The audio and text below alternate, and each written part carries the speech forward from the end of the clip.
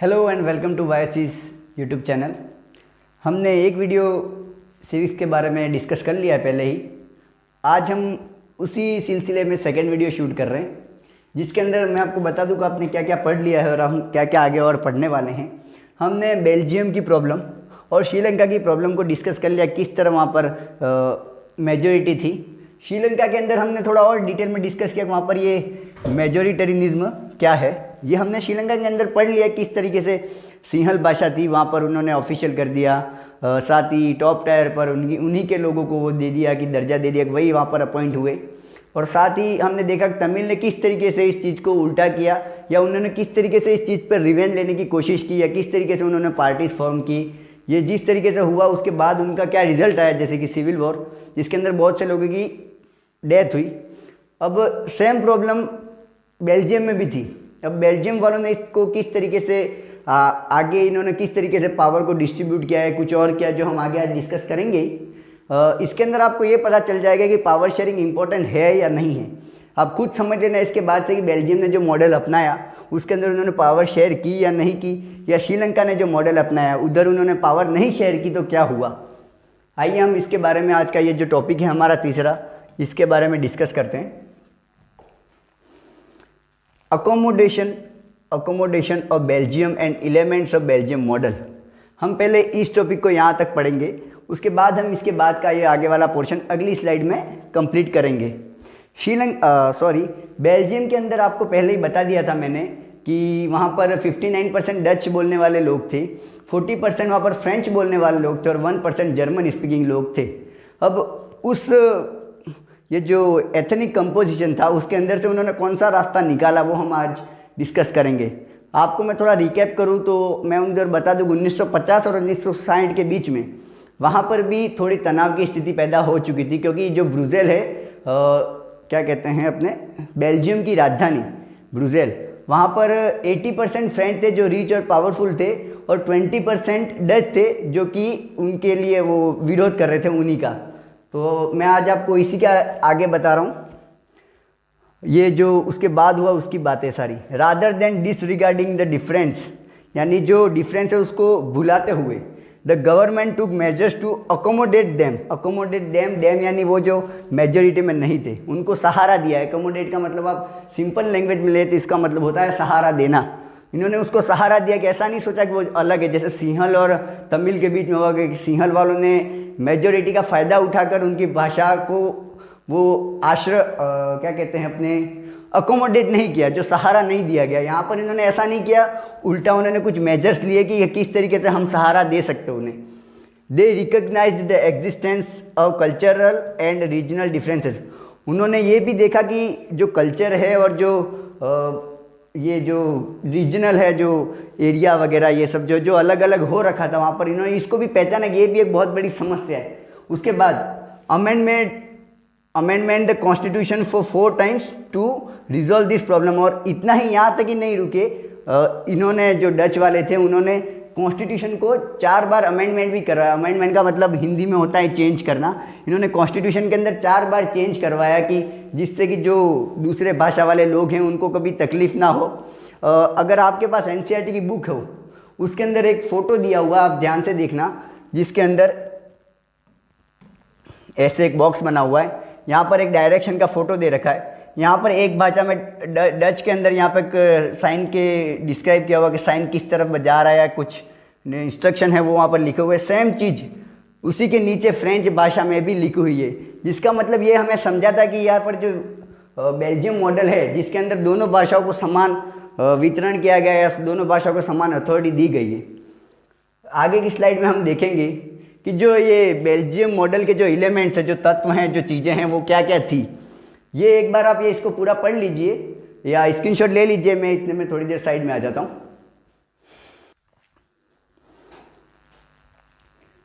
ये आप यहाँ से पढ़िए, ये both French and Dutch got equal representation in central government. अब सेंट्रल गवर्नमेंट यानी ये एक पूरे ये जो बेल्जियम है, एक minute,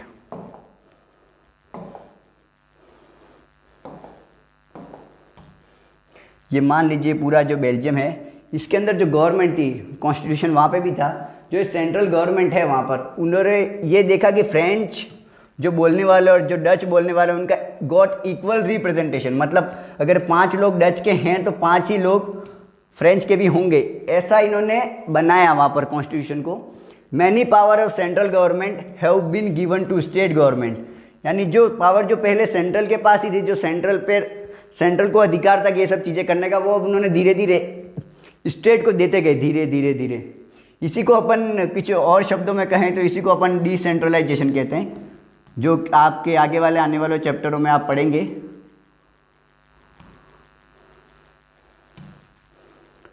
separate government in Brussels with equal representation of both the community. आपको पता हो तो मैं आपको बता दूं, ब्रुसेल के अंदर जो उल्टी परिस्थिति थी, जहां फ्रेंच ज़्यादा थे, अमीर थे, पावरफुल थे, और जहां डच 20% की पॉपुलेशन में थे, वहां पर भी यही जो इक्वल रिप्रेजेंटेशन वाली बात है वो यहाँ पर भी अलग जो गवर्नमेंट सेपरेट की, वहाँ पर भी जो ब्रुसेल के अंदर गवर्नमेंट सेपरेट बनाएगी उसके अंदर भी सेम किया गया। ये इसलिए लिखा गया है क्योंकि ये जो है वो पूरे सेंट्रल गवर्नमेंट की तरफ से बनाई गई है, जहाँ पर फ्रेंच ज़्यादा नहीं थे और डच ज़्यादा थे। यहाँ पर जब डच मान गए कि हाँ हम फ्रेंच वालों को आने देंगे, इक्वल रिप्रेजेंटेशन देंगे, तो जहाँ फ्रेंच ज़्यादा थे यानी ब्रुसेल के अंदर जहाँ फ्रेंच ज़्यादा थे वहाँ पर भी जो फ्रेंच है वो मान गए कि हाँ हमको वहाँ पर मौका दिया गया आने का, तो हम जो डच हैं उनको हम इधर भी आने का मौका देंगे इक्वल रिप्रेजेंटेशन के लिए। और ये बहुत ही इंपॉर्टेंट बात है, ये टर्म आप देखना, communal government. Communal government was elected for handling cultural and language related issues. और जो इश्यूज आ रहे थे कल्चरल और लैंग्वेज रिलेटेड इश्यूज जो आ रहे थे, जो आपने श्रीलंका के अंदर पढ़ा था कि उन्हें उनकी भाषा का जो ऑफिशियल जो करने का जो मौका दिया गया वो नहीं दिया गया था वहाँ पर, साथ ही उनको जो अपने धर्म है उसको प्रमोट नहीं करने दिया जा रहा था। और इसके अंदर ये जो स्पेशल जो गवर्नमेंट फॉर्म की है बेल्जियम के अंदर, कम्युनिटी गवर्नमेंट, ये सिर्फ इसीलिए की गई है कि यहाँ पर जो ये कल्चरल और लैंग्वेज रिलेटेड इशू हो उसको सॉल्व किया जा सके। इस गवर्नमेंट को अगर थोड़ा और डिस्कस करूँ मैं, कम्युनिटी गवर्नमेंट को, तो इसके अंदर हर एक भाषा के लोग थे। साथ ही many countries in Europe came together to form European Union with Brussels as headquarter. बहुत सारे यूरोप, जैसे कि मैंने पहले ही बता दिया था आपको कि जो बेल्जियम है वो यूरोप का एक देश है, तो यूरोप के बाकी सारे देश वो आए, ब्रुसेल को एज ए हेडक्वार्टर बनाया और यहाँ पर उनका जो यूरोपियन यूनियन बनाया उसका हेडक्वार्टर ये रहा, ये पार्लियामेंट है, उसको यहाँ पर बना दिया गया अपने बेल्जियम को। साथ ही अपन अगली स्लाइड पे देखें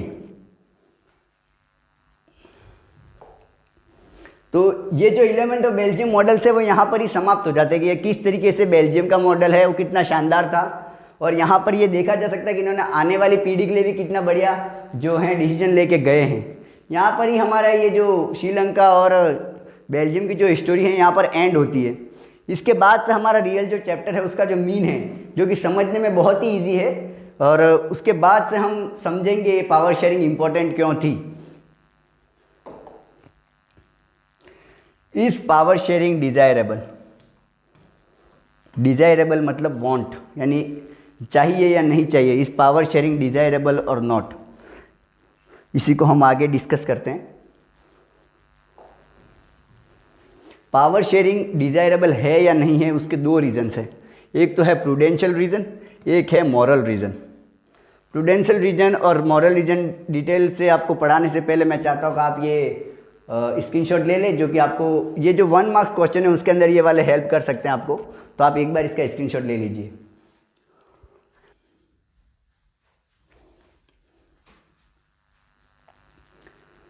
प्रूडेंशियल रीजन, प्रूडेंशियल रीजन अगर इसको मैं डिस्क्राइब करने जाऊँ तो ये बहुत ही टफ होगा, क्योंकि ये शब्द ऐसे समझाया नहीं जा सकता, लेकिन मैं एक एग्जांपल के थ्रू आपको इसको समझाने की कोशिश करता हूँ। आप खुद का एग्जांपल ले लीजिए। किस तरह आपके जो फादर हैं वो आपको एक वैकेशन के लिए पूछते हैं कि बेटा वैकेशन पर कहाँ जाना है। आप अपनी जो मन की इच्छा है वो बता दें, पापा इधर जाना है या उधर जाना है। वो उसके ऊपर कुछ और बता देंगे, ऐसा नहीं ऐसा नहीं, यहाँ पर जा सकते हैं यहाँ पर जा सकते हैं। फिर आप फाइनली किसी डेस्टिनेशन को ऐसे सेलेक्ट कर लेते हैं कि नहीं यहाँ पर हमने जाना फिक्स कर लिया कि हम यहाँ पर घूमने जा रहे हैं। बाकी सारी जो क्या कहते हैं डायमेंशन देख के कि नहीं यहाँ पर ये जगह बढ़िया है, ये बढ़िया है, ये करके इसका मतलब जो आपके फादर हैं वो अकेले कोई डिसीजन नहीं ले लिया इन्होंने, आपसे पहले आपको उन्होंने पहले पूछा कुछ, फिर आपने अपना जो सुझाव है अपनी तरफ से वो आपने उनको दिया कि नहीं ये वाली जगह ठीक है या ये वाली जगह ठीक है। उसी तरह डेमोक्रेसी के अंदर होता है। डेमोक्रेसी के अंदर कोई बहुत सारे ग्रुप्स होते हैं, सोशल ग्रुप, कि ये ग्रुप है ये ग्रुप है। अब इन सब की कुछ ना कुछ इच्छाएं होती है वहाँ पर। किसी ग्रुप के कुछ अलग तौर तरीके होते हैं, किसी के कुछ और तौर तरीके होते हैं। जब पावर शेयरिंग होती है तो ये जो लोकल जो बॉडीज़ होती है वो इन सब ग्रुप्स की इच्छाएँ जो होते हैं या जो इनके पास वोटिंग का जो पावर है जो कि डेमोक्रेसी अपन कहते हैं वो इनको मिली हुई होती है, ये अपने हिसाब से उस गवर्नमेंट को ऑपरेट कर पाते हैं। इससे क्या होता है कि ये जो help to reduce possibility of conflict, जो ये ग्रुप्स हैं दोनों, अगर एक ग्रुप को अगर अपन ने दे दिया ज़्यादा पावर कि नहीं ये ग्रुप जो कहेगा वही होगा, तो जो दूसरा ग्रुप है वो नाराज़ हो जाएगा, तो ये दूसरे ग्रुप इस ग्रुप से लड़ाई करने लग जाएंगे। या ग्रुप की बात ना करें, कोई स्टेट ले लें, कोई समाज ले लें, कोई कुछ बहुत सारी चीज़ें हैं अपने, उन सब की बात करें तो ये जो कॉन्फ्लिक्ट पैदा होंगे जो बाद में, वो अगर आप पावर शेयरिंग करते हो तो ये सब चीज़ें नहीं होंगी। साथ ही सेकेंड रीज़न है मॉरल रीज़न।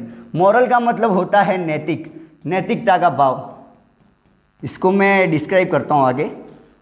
नैतिकता, पावर शेयरिंग करना नैतिकता के रूप से किस तरीके से ज़रूरी है, आप ये पढ़िए। Power sharing is very spirit of democracy. Very spirit का मतलब आप समझ लीजिए कि जो पावर शेयरिंग है वो डेमोक्रेसी की आत्मा है। आत्मा, सोल, जो मेन जो होता है कि ये डेमोक्रेसी के लिए पावर शेयरिंग बहुत ज़रूरी है। किस तरीके से, मैं आपको ऐसे सिंपल चीज़ बता देता हूँ कि जो आप ये सेंट्रल गवर्नमेंट है ये स्टेट गवर्नमेंट को कुछ अथॉरिटीज़ देती है, यानी कहा जाए अथॉरिटीज़ मतलब ये पावर शेयरिंग ही है।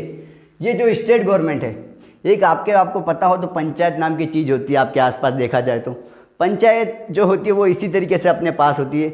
आपकी जो प्रॉब्लम्स है वो आप पंचायत को बता दें, जैसे कि रोड नहीं है, ये नहीं है, वो नहीं है, तो ये जो पंचायत है वो उसको रिजॉल्व करती है।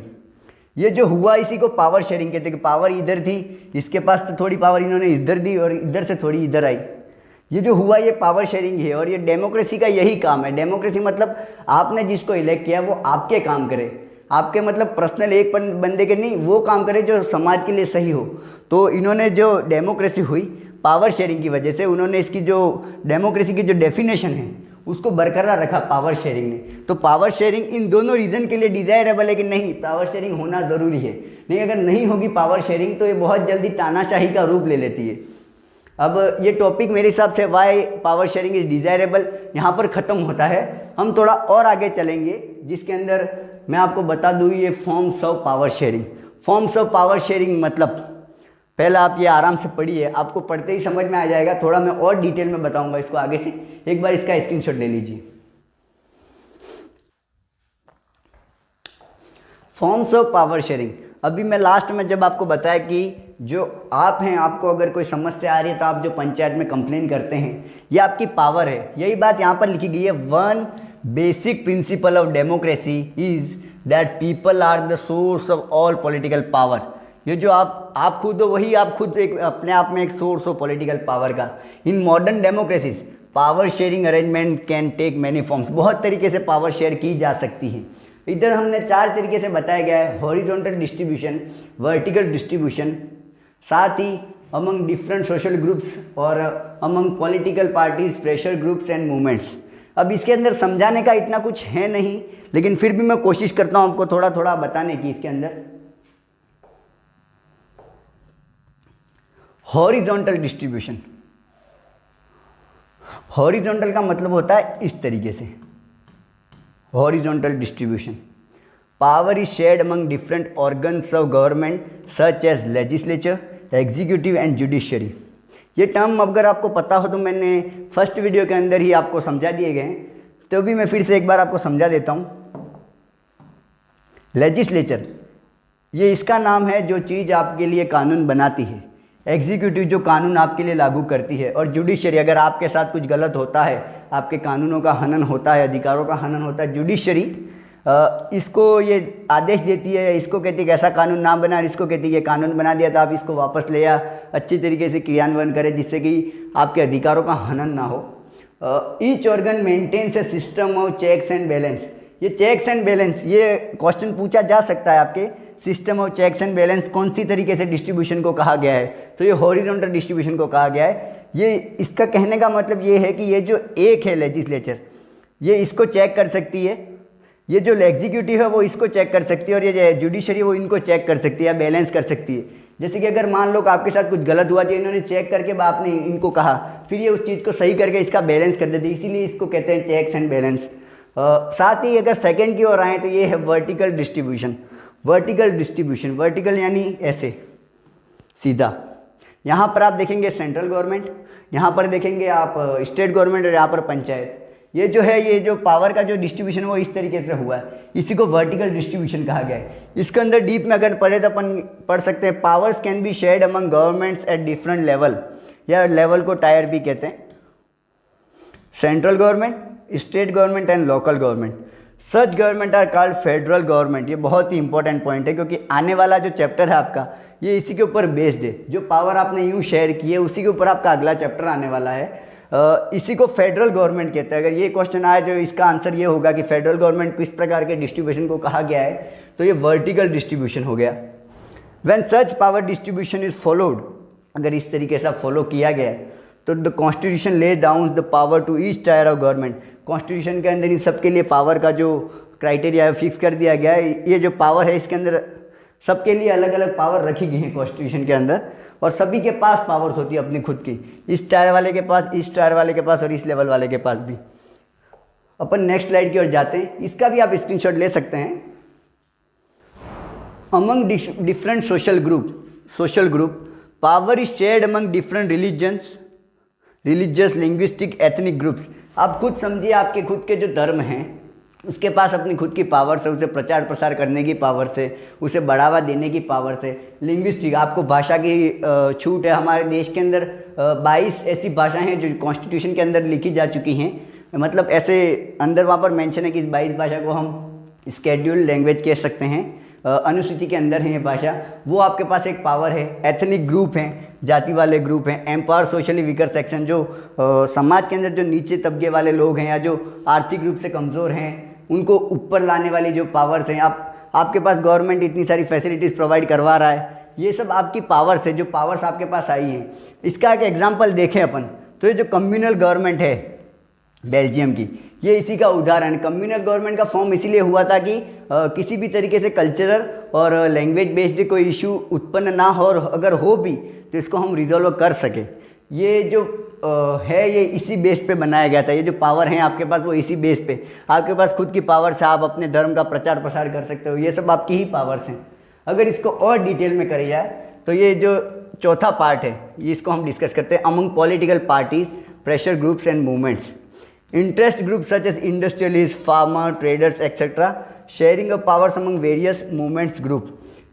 ये मैं आपको समझा नहीं सकता क्योंकि ये नॉर्मल सी बातें हैं। आपने सुना होगा किस तरीके से किसी का एक यूनियन होता है, जैसे वर्कर का यूनियन होता है। आपने पिक्चरों में देखा होगा कि हमारा वर्कर का यूनियन है, उसके अपने भी कुछ राइट्स होते हैं। ये जो राइट्स हैं वही असल में आपकी पावर्स हैं। ये पावर्स आपको इसीलिए दी गई हैं कि आप अपने पावर्स का यूज़ करके आपके जो यूनियन है, जो आपके समाज है, आपका गांव है, आपका देश है, आपका जो राष्ट्र है, उसकी उन्नति की जा सके। इसीलिए आपको ये पावर दी गई है। इसी को डेमोक्रेसी कहा गया है। इसके लिए अपन ये जो सोशल ग्रुप या जो पॉलिटिकल पार्टीज होती है, आप ही के वेलफेयर के लिए ये सब इकट्ठी होती हैं। इसका ये जो आप देख लीजिए फॉर्मेशन ऑफ कोलिशन, ये कोलिशन का मतलब होता है गठबंधन। गठबंधन मतलब जब एक सरकार के पास बहुमत नहीं हो या उसके पास 50% से कम वोट हो, तो उसको दूसरी सरकार जिसके पास कुछ वोट्स हों या कोई और सरकार हो, अगर उसके पास इतने वोट्स हों कि वो दोनों गठबंधन करके सरकार चला सके। Coalition government with more than one political party comes together to form a government. मेरे हिसाब से ये चैप्टर आपका यहीं क्लोज होता है। ये इनफ कंटेंट है आपके लिए। इसके साथ ही आप ये चैप्टर का लगभग हर एक पोर्शन कवर हो चुका है इस वीडियो के अंदर। इतना कुछ खास था नहीं पावर शेयरिंग के अंदर। जो इम्पोर्टेंट है यही है कि पावर आपको किस तरीके से दी गई है और इसका यूज़ ज़रूरी है या नहीं है। तो thank you for this session. साथ ही हम अगले वीडियो के साथ आपसे फिर से मिलेंगे। सेकेंड चैप्टर है आपका फेडरलिज्म, जो हम बहुत ही बढ़िया तरीके से कवर करेंगे। उसका भी हर एक टॉपिक इसी तरीके से कवर किया जाएगा। तो मिलते हैं बहुत जल्द। Thank you.